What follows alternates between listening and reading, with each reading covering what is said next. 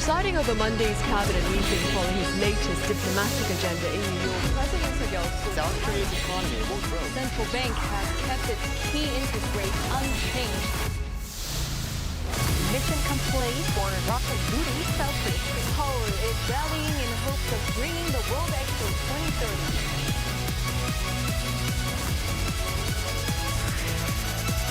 Arirang.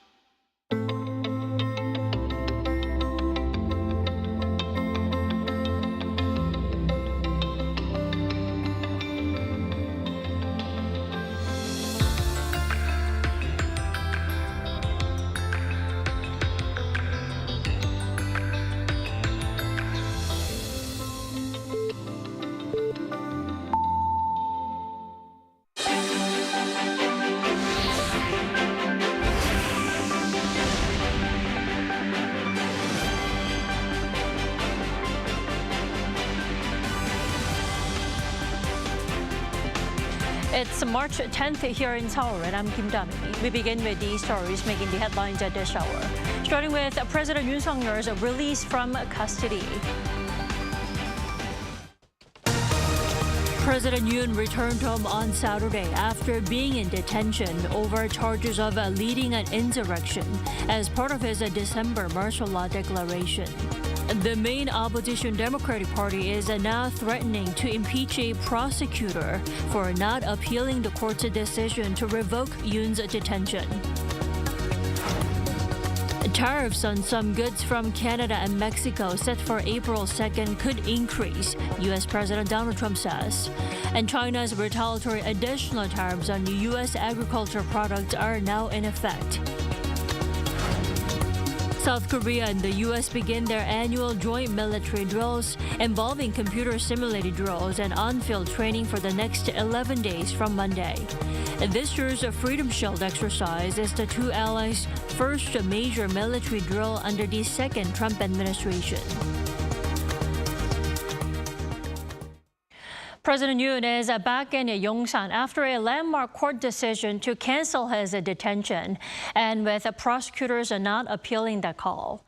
Arresting is the primary goal right now for him, but his release has fired up both those who support him and those in favor of his impeachment. Our Kim Do-yeon starts us off. President Yoon Sung-yeol, after being released from Seoul Detention Center on Saturday, stayed quiet at the presidential residence on Sunday. And it's likely that he will refrain from making public appearances for the foreseeable future, considering his impeachment trial at the Constitutional Court and the criminal trial for his alleged insurrection through his brief imposition of martial law. According to a top office official on Saturday, Yoon's health has gotten better because he had more time to sleep. For his first meal, he had kimchi jjigae with First Lady Kim Gun-hee, his chief of staff Chung Jin-seok, and other aides. Afterward, he took his dogs out for a walk. And with his release, one major change is that his communication with key figures from the ruling People Power Party is now much easier. He spoke on the phone with the PPP's floor leader Kwon Sung-dong and a senior lawmaker Na Kyung-won late Saturday after arriving at the residence, and showed his support for them amid the recent political turmoil. He can also reach out to his supporters more directly. Key PPP figures have not held back from pressuring the Constitutional Court since he was released. The Constitutional Court needs to reject the impeachment motion now, so the president can get back and stabilize the country. On the other hand, the main opposition, the Democratic Party of Korea, has criticized the prosecution for not challenging the court's decision to cancel the detention. The DP and other opposition parties have agreed to file a complaint to the Corruption Investigation Office for high-ranking officials against Prosecutor General Shim Woo-jung, and are even looking to pass an impeachment bill for him. At the end, I think this indirectly shows the prosecution is one of the accomplices of the insurrection. Over the weekend, large nationwide protests both for and against President Yoon took place, with the Constitutional Court's key decision looming. Yoon's release fueled the opposition. Yoon's supporters rallied at the presidential residence while opponents gathered at Gwanghwamun Square. Kim Do-yeon, Arirang News. So the troubled leader walked free on Saturday after 52 days in custody. Has the court's ruling bought him any time in any way for his impeachment trial? Let's turn to Professor Song Se-ryun. Good morning, Professor Song. Good morning. Professor Song, let's rewind to Friday when a Seoul court ruling overturned President Yoon's detention. Now, why do you think the court made such a ruling to begin with?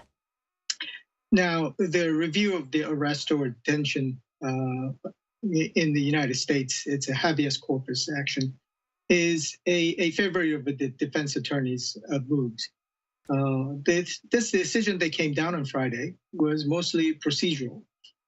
Court said that the prosecutor's office charged the president after the 10-day detention period is over.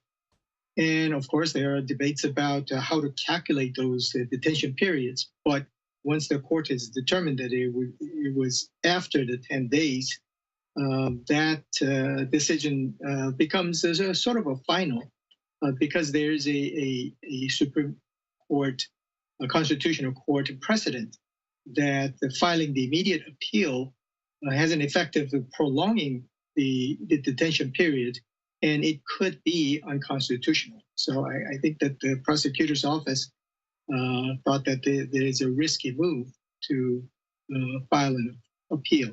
But I think that that calculation of a 10-day period and what could be tacked onto it if the court adds some review time, that is procedurally a pretty important issue. So at this point, they forwent the appeal, but it might come up in the litigation that looks into the merit, and maybe the higher court could give a clearer guidance as to how to calculate those days. So the prosecution could have challenged the court's ruling, but they've acknowledged that it was too risky. That's why they decided not to do that. Then will the court's ruling affect Yoon's impeachment trial in any way? I mean, will it buy any time for President Yoon Sung-yeol? Well, it should be limited in terms of the impact because, first of all, it's a separate trial. Right. The Constitutional Court has an impeachment trial, but the ruling that came down mainly speaks to the criminal court proceeding on the insurrection. Not only that, the Constitutional Court has rejected the evidence mostly from the CIO's insurrection trial. So those are separate. And I think most of all, the Constitutional Court's proceeding is at the last stage. The argument or the hearing stage is over, and the justices is just getting together to get ready for the verdict. So in terms of timing, I think that the impact on the Constitutional Court proceeding should be pretty limited. However, I think the small possibility is that the Constitutional Court might try to look at the decisions that came down on Friday and try to see what kind of impact it would be. I think that the president's defense team could try to argue that the decision should prevail on the merits of the Constitutional Court. I think it is a very weak argument, but nonetheless, they'll make those arguments plausible. Well, President Yoon has been staying home since his release from custody. Now, how do you think he'll spend the coming days or even weeks until the final verdict is delivered?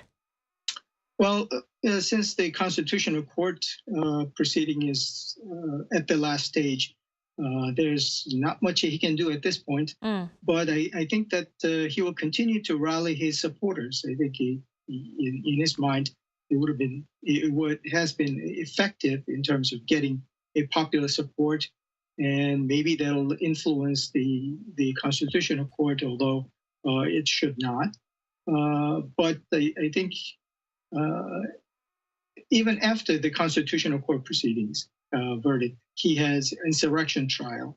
So I think that he'll be spending a lot of time with the defense team and probably meeting with as many people, and probably the prosecutor's office will worry that he will meet with potential witnesses and influence their positions or testimonies even.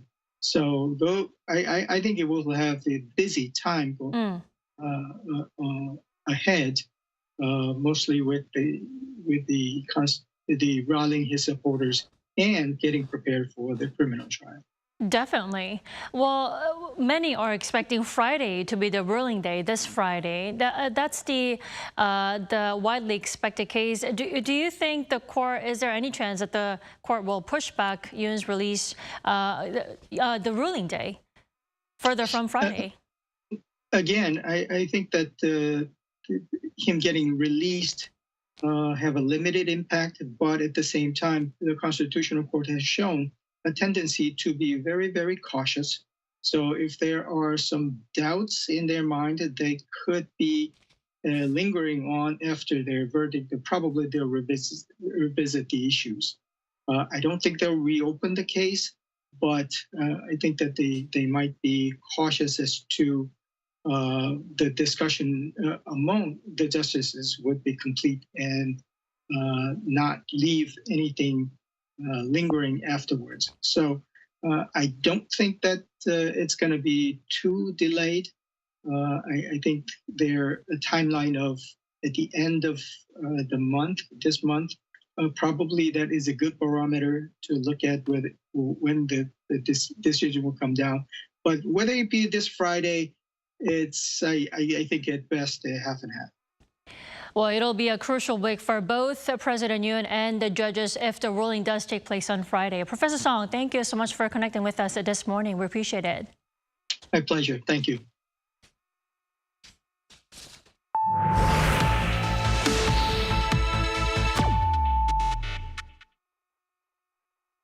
The Trump administration is committed to slapping on steel and aluminum tariffs as planned, while also hinting tariffs on some goods could go even higher. Our Moon Hae-ryun has the details. U.S. Commerce Secretary Howard Lutnick confirmed that the new administration's tariff policies on steel and aluminum imports will take effect as scheduled on Wednesday.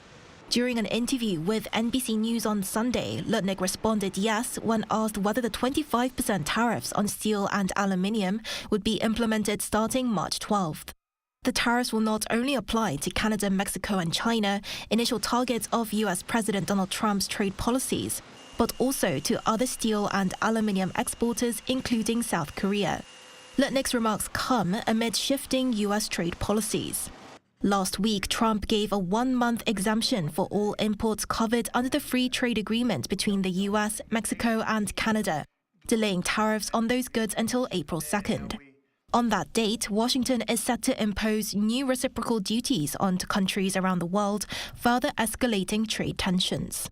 Lutnick also clarified that tariffs on Canadian lumber and dairy products would take effect on April 2nd, contradicting Trump's earlier suggestion that they could be implemented as early as Monday or Tuesday. In a separate Fox News interview on Sunday, Trump reaffirmed that the reciprocal tariffs would proceed as planned, emphasizing that companies must manufacture in the U.S. to avoid penalties. When asked about the frequent adjustments to tariff policies, he insisted that businesses would have clarity, but warned that tariffs could increase over time. Regarding the temporary exemption for Canada and Mexico, he stated that he wanted to help U.S. automakers, as well as the two neighboring countries that have significant trade relations with the U.S.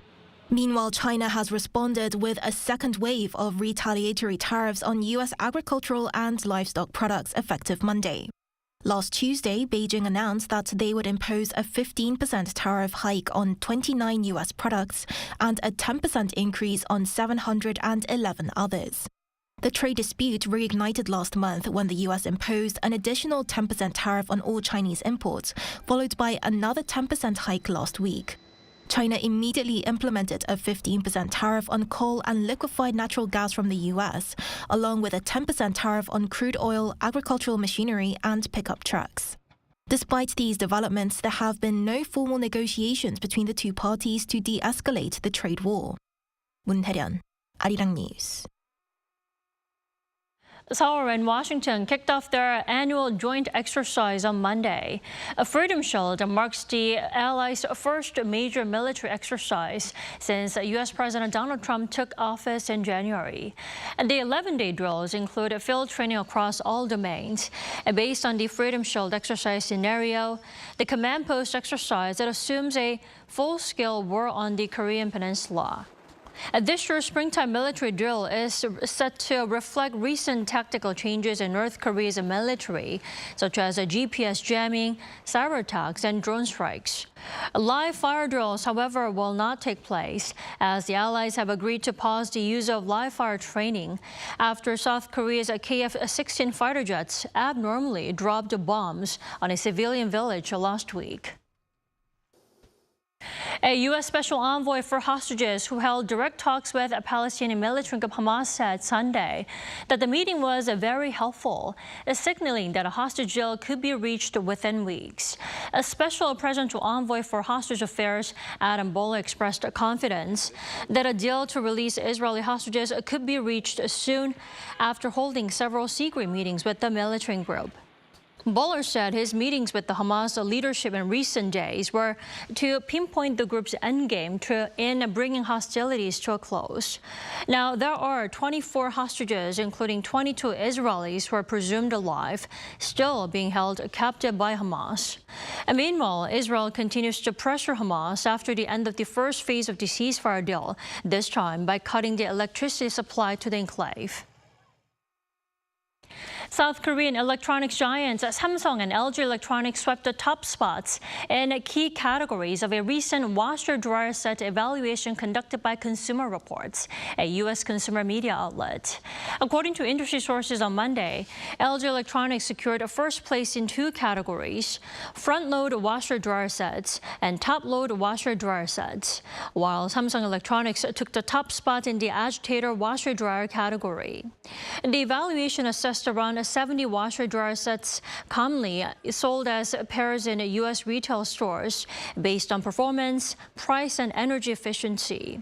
The strong performance of these brands in rankings is reflected in their actual market share, with LG and Samsung accounting for nearly half of the total U.S. market. Director Bong Joon-ho's latest sci-fi film, Mickey 17, topped the North American box office on its opening weekend. Now, that's a first for a South Korean director. Our Lee Seung-jae has more. Parasite director Bong Joon-ho's highly anticipated sci-fi film, Mickey 17, is off to a great start in theaters. The film, which stars Robert Pattinson, opened in first place on the North American box office charts, earning $19.1 million in its first weekend. However, Bong's latest film did not fare as well as some of his other works, receiving a grade of B in a field audience survey by market research firm CinemaScore. Mickey 17 also received a Rotten Tomatoes rating of 79% from the critics and a general audience score of 73%. The relatively low scores may also hurt its chance to earn profits. With overseas ticket sales coming in at $34.2 million, the movie's worldwide total stands at $53.3 million. The film reportedly cost $118 million to produce, not including the millions spent on marketing and promotion. However, its studio Warner Brothers is playing the long game, as it believes there is no major competition in theaters in the coming weeks. Lee Seung-jae, Arirang News. An American comic book artist has stepped up to create his own series on a Korean military hero, a hero that he believes deserves much respect and global recognition. Our An Sung-jin has the story. History comics aren't entirely new, but what can be astonishing is comics about history from a complete foreigner. Onrie Kompan is an American comic book writer who has been creating comics on Admiral Yi Sun-shin, one of South Korea's greatest naval leaders for nearly 20 years. What inspired him to create these was the drama Immortal Admiral Yi Sun-shin back in 2004. I see Yi Sun-shin as a worldwide hero, and I want the world to embrace him that way. And, I want Korean people to be proud of that. I wanted to keep it as real and grounded as possible. So there's no fantasy, there's no magic, there's none of that. Everything is based on what actually happened and based in facts. When he first started his series nearly 20 years ago, K-pop or Korean food was still unheard of for most of those abroad. I didn't have any doubts, but everyone around me did. I was traveling to Korea and doing all this research and really investing all of myself into this. Especially in the first few years, it was very challenging. The trilogy is divided into battles Admiral Yi Sun-shin participated in, starting from the Battle of Hansan Island to the Battle of Myeongyang and ending with the Battle of Noryang. He said he's working on the last 2 issues of the series. The comics artist has gone to more than 100 comics conventions in the US and sold 250,000 copies. And one of the things that has been really gratifying for me is that I've seen a lot of that happen. There have been feature films made based on Yi Sun-shin that was inspired by our work, documentaries, YouTube videos and all kinds of stuff. And it's really wonderful. I'm really happy that we have kind of gotten this ball rolling. Though he's come so far in his accomplishments, he wants to branch out more and sell more than 1 million copies. He also wants to reach out to Korean audiences to make sure that the Korean people take pride in their history. But it's not only that. And there's still much work to do with everything, because my goal, of course, is to make Admiral Yi a worldwide recognized hero. With efforts from Onrie and his creative team of artists and editors, comics can further come into the light and raise awareness of Korean history as well. An Sung-jin, Arirang News.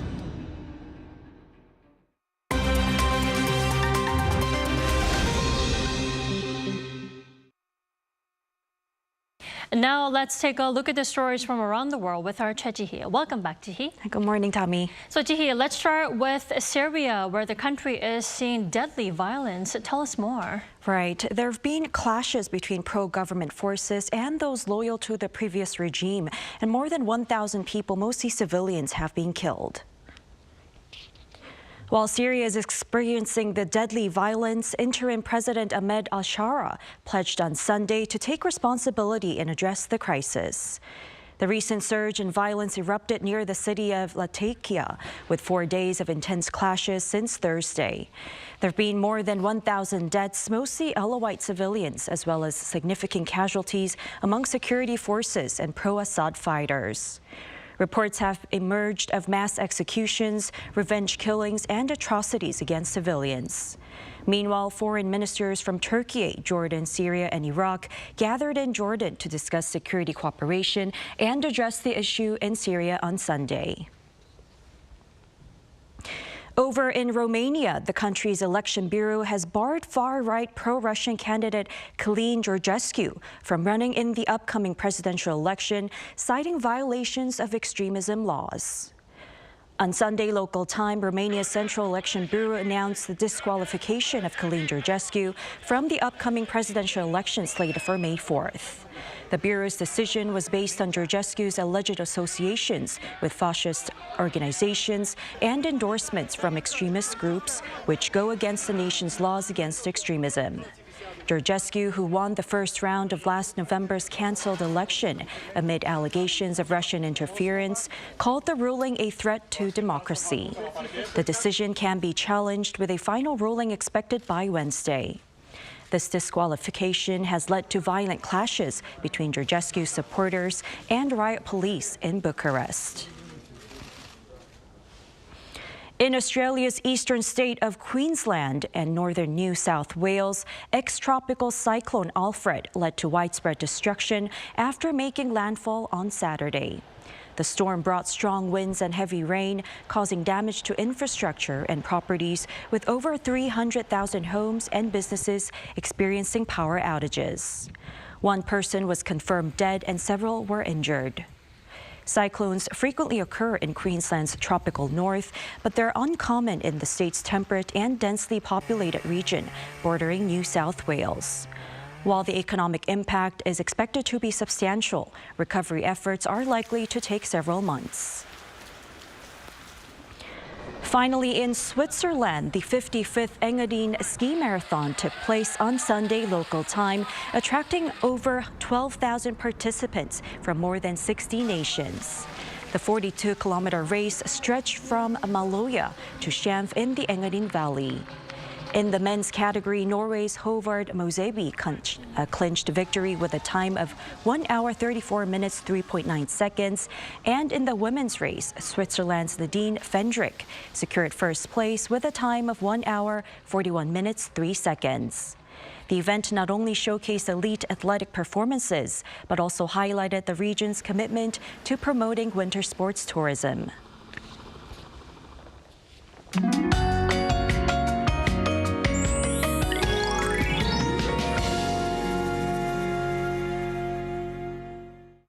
Spring feels like it's in full swing across Korea this week, bringing plenty of warmth and partial sunshine. But mornings start chilly with big gaps in readings in between lows and highs, so the gap will be wider this week. And it was a rough morning commute for those near the west coast due to thick fog.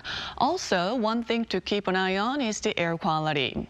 Ultrafine dust levels are expected to be elevated, especially in western parts of the country, and that's including here in Seoul. If you have outdoor plans, it's a good idea to check dust levels and wear a face mask.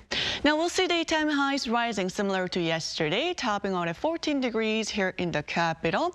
Daejeon, Daegu, Gwangju, Chuncheon will be seeing high at 15 degrees. Frequent rain is expected on Jeju this week.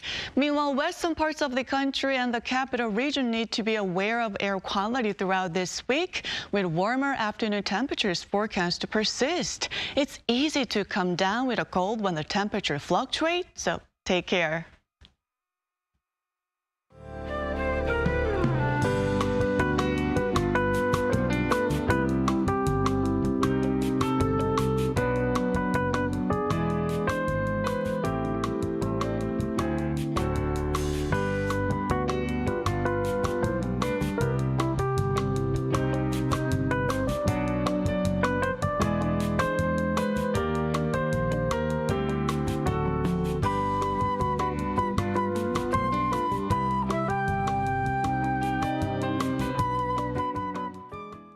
That's all we have for our morning edition of Arirang News. Arirang News will be back at 5 p.m. Korea time. Thanks for watching.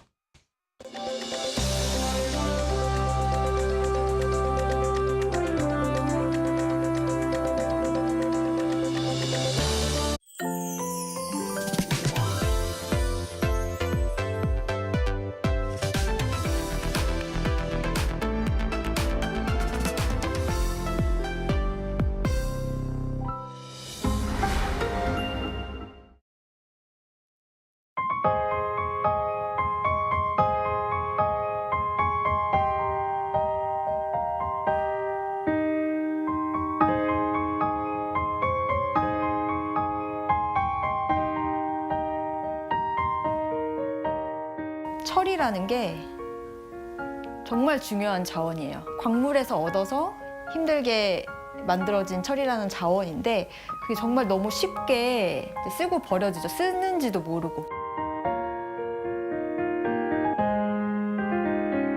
빵 같은 거 포장되어 있는 빵끈 철사 같은 경우에는 정말 그 한 3초 손에 입고 이제 쓰레기통에 버려지잖아요. 그 안에 철이 들어있는 것도 이제 인지를 못하고.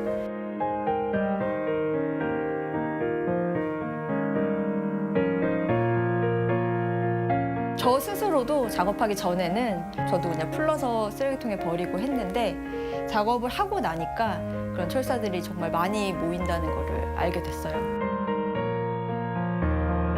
저는 이제 더 이상 일회용으로 한 번 쓰고 버리는 철사가 나오지 않아서 제발 철사를 돈을 주고 사서 작업을 할 수 있었으면 좋겠다는 생각도 하고 있습니다.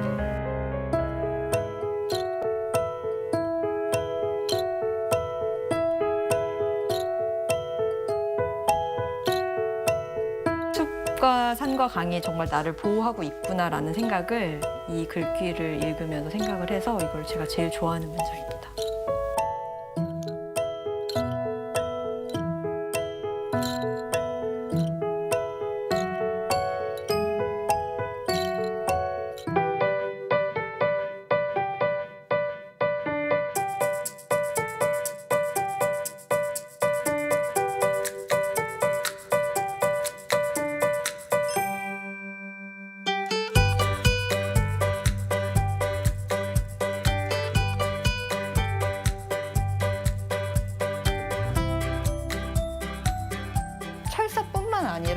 내가 내 손에 들어오는 것들이 나한테 꼭 필요한 건지, 이게 나한테 정말 유용한 건지 이런 생각을 좀 해보면 좋겠어요.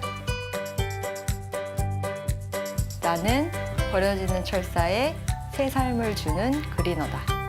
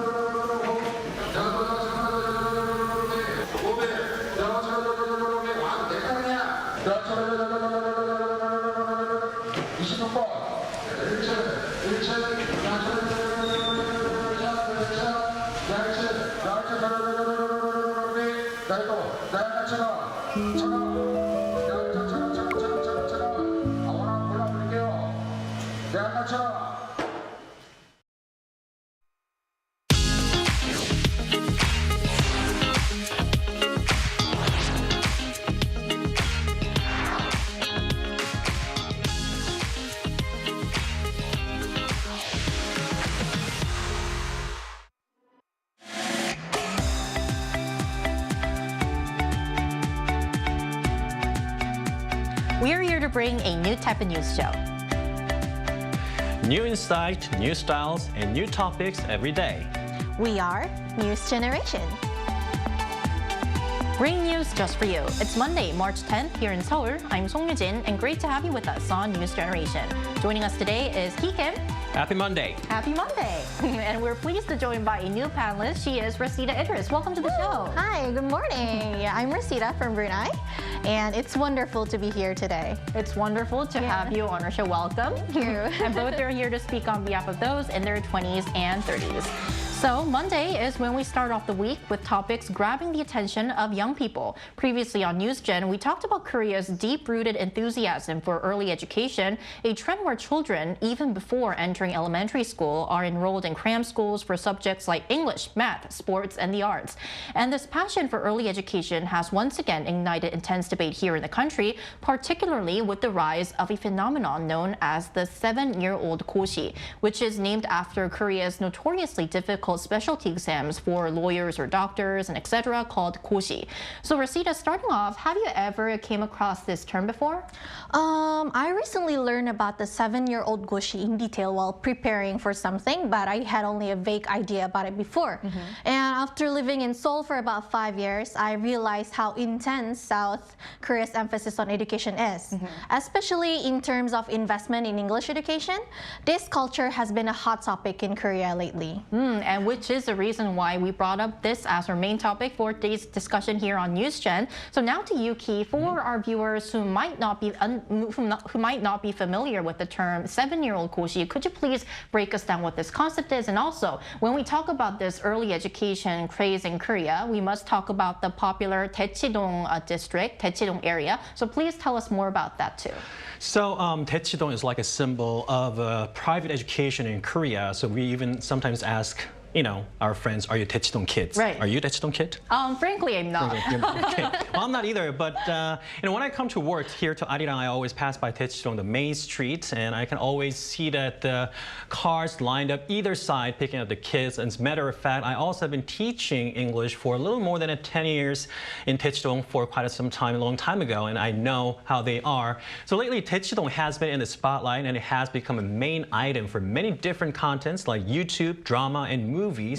Moms giving a ride to kids, mimicking obsessive moms, star teachers at certain private academies. There's even a drama named 일타 Scandal, or Crash Course in Romance, starring Jeon Do-yeon and Jung Kyung-ho, featuring private education in Korea. So 칠세구시 we talked about earlier isn't actually a recently born term. It's been there for a couple of decades. This aims those kids in kindergarten who are about to get into elementary school or who wish to get into a prestigious school, or in this case, whose parents wish their kids to go into so-called well-received schools. And they have to take a level test or sort of an entrance exam. So they have to get ready for that before turning 7-year-old. So they have roughly 2 years to get ready before they turn 7. Right, and what this concept of the 7-year-old 고시 really stunned many here in the country is because we are well aware that there are cram schools preparing students to get into the top universities that many people say, but we're talking about students who are younger than the elementary school age. As Ki mentioned, they may be 7 or they may be 5, and these tests are preparing them to get into a prestigious cram school, not just a prestigious school, which is really a completely new concept for even us here in Korea. Now, I also want to mention that this is something that deeply impacts our generation because many of us, millennials and Gen Z here in the country, were the first to go through this intensive early education culture. And now, as we step into parenthood, we're facing a major dilemma, which is, should we put our kids through the same system or take sort of a different approach? So Ki, I want to ask you once again, because you're a parent yourself, where do you stand on this? And more broadly, what's the general public sentiment towards this early education fever here in the country? Well, my son exactly is in this mid-spot as he just turned 6. And I decided I would not send him to this English-based kindergarten, or what we call 영어 유치원 in Korea. It's not because they're expensive or I speak English. I think it was not necessary. And many of the government-run kindergartens also offer English classes, which are legitimate. And I think that's enough. And that age, I just wish for my kid, my son, to play and enjoy his life. But at the same time, I'm paying a couple $100 extra for him in private Korean and math classes. Teacher comes once a week and spend an hour with him. English is not mandatory, but I would at least want him to compete with other kids at the same level when he enters elementary school, so he wouldn't have a language barrier in terms of reading Korean. And I know I have to get involved more, but as I've been teaching for quite a long time, you can never teach your own child. And I'm getting a little help from outside. And as for math, he just loves numbers. And I know many MZers would agree with me or disagree with me, but many of them did experience this early or private education, so they would know ups and downs. If it's too much oriented to entering the good college only, that would be the problem. But a certain level of private education would definitely help, especially in this fierce competitive environment. But of course, some would disagree, saying this would be too much of competition and it is a waste of money. So we've now heard from a Korean parent. Now I'm going to ask you, Rashida, although you don't have a kid now. So let's say if you were raising a child in Korea, I want to ask you, what approach do you think you'd take? So I've been an English instructor in Korea for quite a long time. And through that experience, I've met many parents. A lot of them enrolled their children in private education simply because everyone else is doing it. While others were incredibly dedicated and hardworking in educating their kids, which I found pretty impressive. And at the same time, I also felt that the level of studying here was extremely intense and the competition was fierce. I often thought it would be nice if children could play as much as they study. So if I were to raise a child in Korea, I think I would inevitably have to consider private education. With such competitive environment, I admit it would be difficult not to. However, I would also try to find balance. so that my child could enjoy their childhood instead of being overwhelmed by endless studying. I couldn't agree with you more. And I think that you mentioned this keyword that really sums up our discussion today, which is balance. Because as with many things in life, balance is key. Now, early education can be an incredible tool if it helps children explore their talents and passions rather than simply pushing them into a high-pressure environment. So if I could take myself as an example, I was very fortunate to attend an English kindergarten where I got to discover my love for learning the language, which is English. And I think that that experience eventually led me here working as a reporter at an English language broadcaster. So if done right, early education can be a stepping stone rather than a burden. So we're now going to broaden our discussion a bit. So I want to ask you, are there any other countries around the world where early childhood education is as passionate and enthusiastic as in Korea? Well, education anywhere around the world is very important, but specifically Singapore, India, and China are all well known for their passion and love for education, and they even have a more fierce environment than Korea. Take India, for example. There's even a saying from a father to a son, son, you can be anything in the future, either engineer or a doctor. And that's of course a joke, but if you compare amount of money spent for education from a household between Korea and India, India spends about 11%, whereas Korea spends 7%. So you can tell that India is quite serious about the education. China, on the other hand, though the gap between the rich and the poor is quite huge, spending a lot of money on education, especially when kids are young. There are many English language camps that's taken place around the world, and countless private academies that's taking, all over the country for young kindergarten kids. So this definitely isn't a phenomenon that we're just seeing in Korea. Right. Then, Rosina, I want to ask you the situation in Brunei. Okay, so well, in our case, it seems like early childhood education isn't as prevalent as in Korea. Not saying it's not important. People do teach their kids at home, but just that without the need for private tutors. And also considering the age, children in Brunei usually start kindergarten at around age 4 to 5 years old, which is about 1 to 2 years later than Korean kids.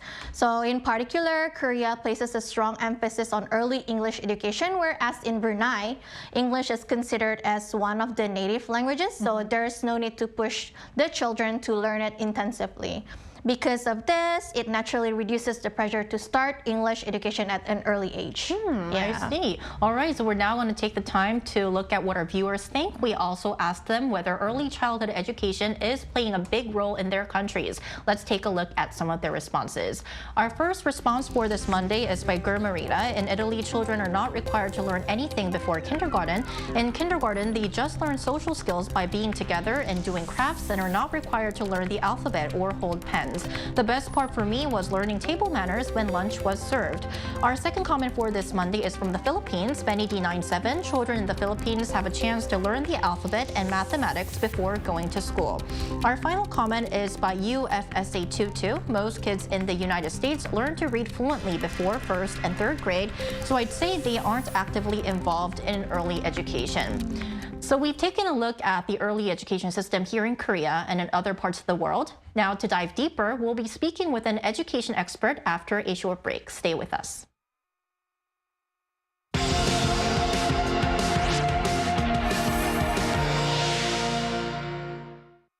NewsGen wants to hear from you. Go to YouTube and search our channel Arirang News. Click Community and leave a comment down below. Make a new type of news with us. Welcome back. To help us better understand today's topic, joining us today is Dr. Park Nam-gi, former president of Gwangju National University of Education. Welcome to the show, Dr. Park. Good morning. Good morning and happy Monday. Nice to see you as well. Yes. So, Dr. Park, our first question for you is South Korea is known for its highly competitive early education market, as we've discussed on the top of their show. So what do you think is driving this intense focus on early education here in the country? Yes, this intense focus stems from several key factors. The first, Korea's meritocratic society places a strong emphasis on individual academic achievement, whether you are poor or rich or high or low level, it doesn't matter. Your children should have good academic achievement. So university admissions and job opportunities are largely determined by test scores on educational background. This leads to a heavy reliance on early education as a way to secure future success of your children. Second, there is a significant gap in the quality and reputation of universities, reinforcing a culture where prestigious degrees strongly influence career prospects. As a result, parents feel immense pressure to provide the best possible education from early age. And additionally, economic polarization and job market dualization have deepened, making stable, well-paying jobs harder to attain. While a weaker social security system, parents see education as the most reliable investment in their child's future. And many parents now have enough money to support their children. That's one other reason. Thank you, Doctor, for your insights and information, the background of South Korean environment on education. And what are some of the key benefits and drawbacks of starting education at such a young age? Yes, the impact of early education depends on how it is implemented. If done correctly, by discovering and nurturing a child's natural talents and considering development stages and tailoring education to their individual needs, it can be beneficial. However, when parental pressure becomes excessive, early education can do more harm than good. So, for example, these days, many kids are forced to go to the cram school in early age, but pushing English or advanced math on toddlers who haven't yet developed basic language and reasoning skills can negatively impact brain development. So some experts highlight several key concerns about early private education. There's a reduced brain plasticity and decreased motivation and weakening emotional and social challenges. So experts recommend the natural, interest-based learning environment that respects a child's development pace. So it is crucial to shift the focus from early academic competition to creating a supportive and enjoyable learning experience, I think. Okay, thank you so much for your insights, Doctor. I do agree with your points. So some critics argue that early education places excessive stress on children, fostering a hyper-competitive atmosphere that can be detrimental to their well-being. In your view, how should Korea's early education model evolve moving forward?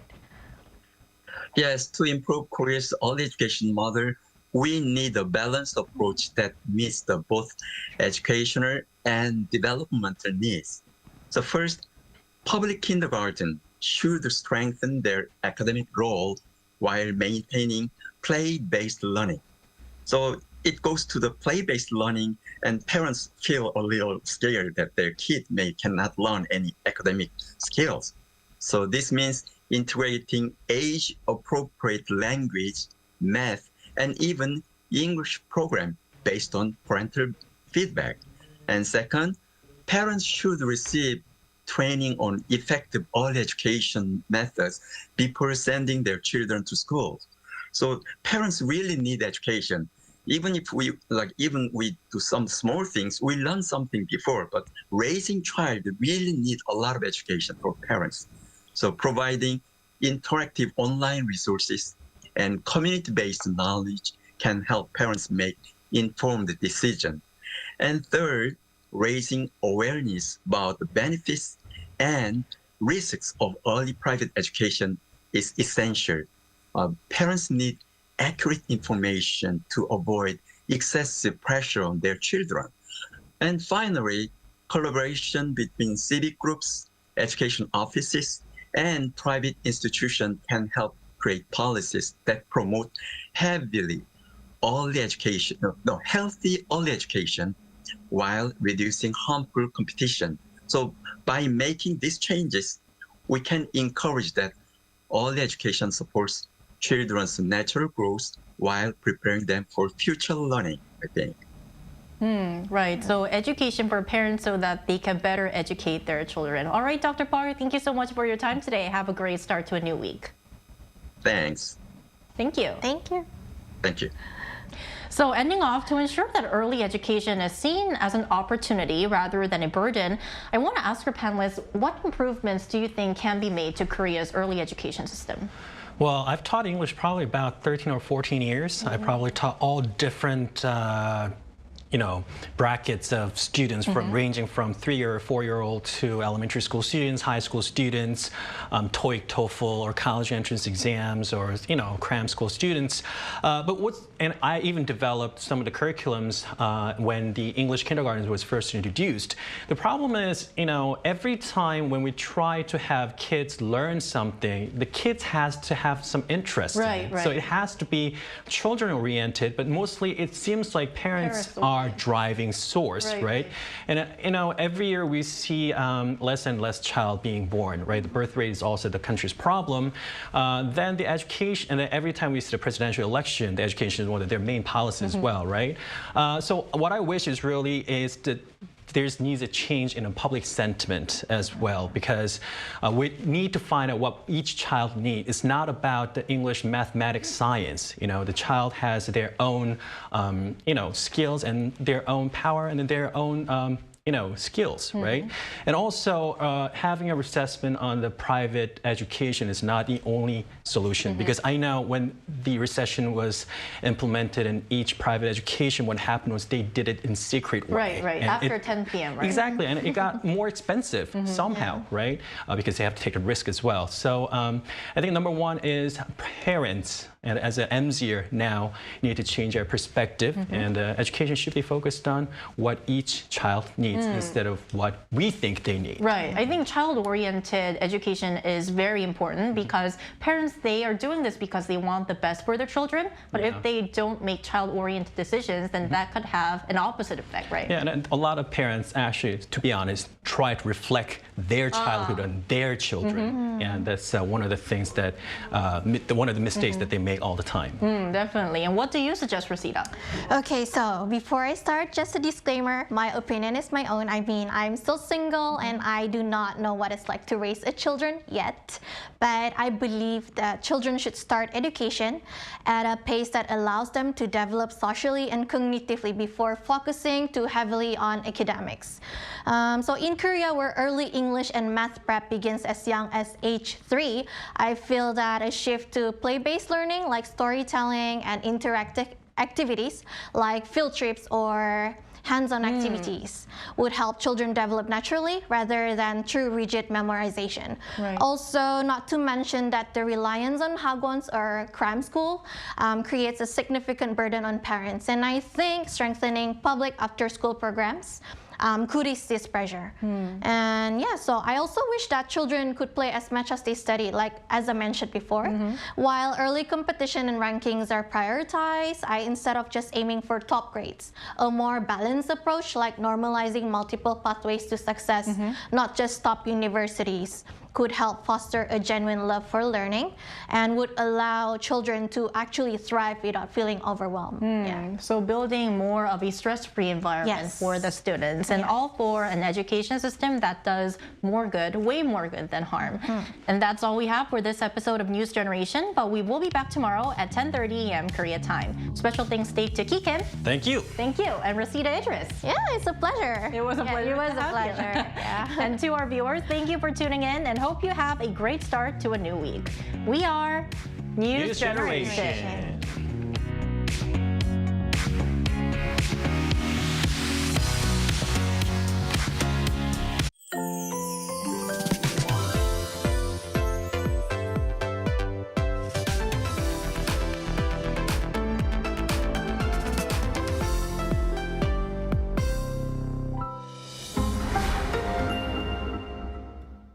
How to survive in Korea.